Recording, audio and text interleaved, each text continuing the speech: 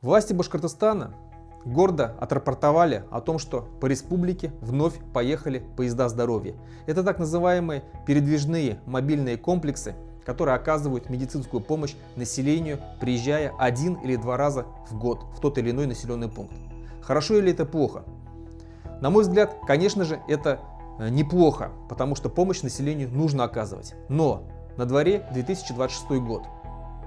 И на мой взгляд, сейчас уже должны в каждом крупном населенном пункте стоять больницы с хорошим медицинским оборудованием, со специалистами, с доступной помощью, со скорой помощью.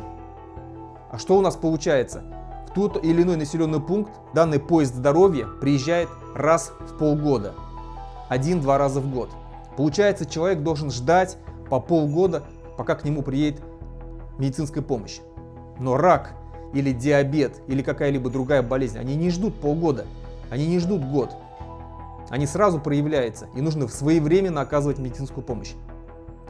И люди в комментариях недовольны, пишут, что мы как будто бы в 19 век откинулись, в то время, когда были земские врачи. Данные поезда должны быть только как вспомогательные решения, не более.